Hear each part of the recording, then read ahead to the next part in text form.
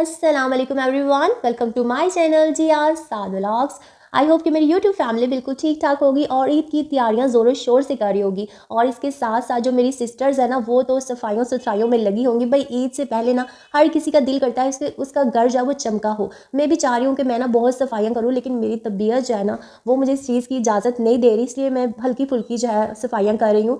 तो कुछ ऐसी चीज़ें आज मैं शेयर करूँगी आपके साथ जो कि आपके घर को साफ़ रखने के लिए बहुत ज़रूरी होती हैं। अच्छा, पहली चीज़ ये है ना कि हम लोग अपने रूम्स को चमका लेते हैं, सारा कुछ साफ़ कर लेते हैं, लेकिन जो हमारा एंट्रेंस का मेन गेट होता है ना, हम उसे निगलेक्ट कर देते हैं। और यहाँ पर आज मेरा टास्क जो था वो अपने गेट को अच्छी तरह साफ़ करना था। तो मैं ना झाड़ू से पहले इसके जाले वगैरह उतार रही थी। नीचे से मैंने कहा झाड़ू यूज़ करूँगी और ऊपर से ना मैं जो जाले उतारने वाला होता है ना डंडा, उसके साथ मैंने कहा मैं जाले उतारूँगी। तो ये बहुत ज़रूरी चीज़ होती है। और जब आप सारी सफाइयाँ कर लें तो कोशिश करें कि जो आपके घर का गेट है ना वो बिल्कुल साफ़ सुथरा हो, क्योंकि जब घर में गेस्ट आते हैं ना तो एंटर ही आपके गेट से होते हैं।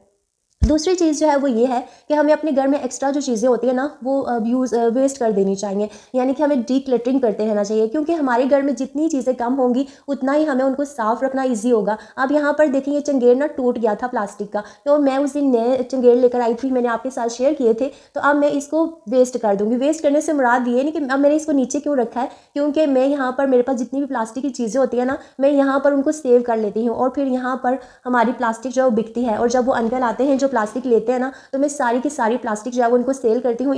इस तरह एक तो मुझे मेरी पुरानी चीज़ों के लिए पैसे मिल जाते हैं, और दूसरा ये कि मेरे घर में जितनी भी वेस्ट चीज़ें होती हैं ना, जो जिनको मैं दोबारा रीयूज़ भी ना कर सकती हूँ, तो उनका वो मेरे घर से ख़त्म हो जाती हैं। और फिर जो यूजेबल चीज़ें होती हैं बस मैं उन्हीं को रखती हूँ।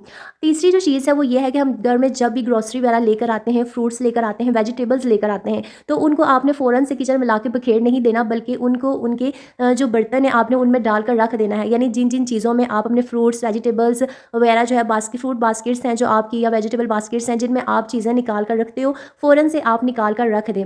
और दूसरी बात ये कि जब आप चीज़ें निकाल कर रख रहे हो ना, तो अगर ज़रा सी भी आपका जो काउंटर टॉप है वो गंदा हो, तो फ़ौरन से आप उसको नीट कर दें। यहाँ पर ना ये स्ट्रॉबेरी नीचे गिरी थी और इसकी वजह से यहाँ पर देखिए काउंटर टॉप पे निशान पड़ गया था, तो मैंने फ़ौरन से कपड़ा लिया। और आपको तो पता है मैंने अपने किचन के नैपकिन्स के लिए ना एक टिश्यू बॉक्स बनाया हुआ है, वहाँ पर मैं अपनी नैपकिन्स रखती हूँ, और जो ही वो ख़त्म होती हैं मैं पुराने कपड़ों से दोबारा से नई नैपकिन्स बना लेती हूँ। इस तरह मेरे पुराने कपड़े भी रीयूज़ हो जाते हैं और मेरे किचन की नैपकिन्स भी बन जाती हैं, और मुझे एक्स्ट्रा जो है पैसे भी खर्च नहीं करने पड़ते नैपकिन्स वगैरह परचेज़ करने के लिए। अच्छा, एक और चीज़ देखें, यहाँ पर ना मैंने नया अदरक मंगवाया था, और ये जो पुराना अदरक है ना, मैं पहले इसको यूज़ करूँगी। तो जब भी आप नई चीज़ें लेकर आते हैं तो आपकी ग्रोसरी की जो पहले वाली चीज़ें होती हैं ना, पहले आप उनको यूज़ किया करें। इस तरह से ये है कि हमारा रिज़्क जो है वो वेस्ट भी नहीं होता, और हमारे जो पैसे हैं ना वो भी बच जाते हैं। तो यहाँ पर ना मैं आज बना रही थी चिकन कोरमा, और मेरे पास टाइम बहुत कम था। ये देखिए, हमारे किचन की ये जो टैप है ना, ये ख़राब हो गई थी, और अब हमने ये वाली टैप लगवाई है। अभी वो पीछे वाला जो एरिया है ना उसको हमने नीट करना है। तो वो भी मैं आपके साथ शेयर करूँगी जब हम करेंगे। तो मैं ना, मेरे पास ना, मेरी तबीयत आपको पता है ना कितनी ख़राब है, तो मैं बस चाह रही थी कि जल्दी से ना मैं खाना बना लूँ। तो मैंने क्या किया कि मैंने प्याज, टमाटर और अदरक और लहसुन वगैरह सारी चीज़ों को मैंने चॉप कर दिया। तो जब आपकी तबीयत भी ऐसे ख़राब और चटपट खाना बनाना चाह रही हो ना, तो ऐसे आप भी कर सकती हैं। मैंने सारी चीज़ें चॉप कर दी सिवाय हरी मिर्चों के, क्योंकि हरी मिर्चों को आप चॉप करें ना वो बहुत ज़्यादा जो है स्पाइसी फिर आपका खाना बनता है। तो मैं तो साबुत हरी मिर्चें पसंद करती हूँ खाने में डालना, इसलिए मैंने साबुत ही रखा। उसके बाद ना मैंने उनको ऑयल में भून दिया।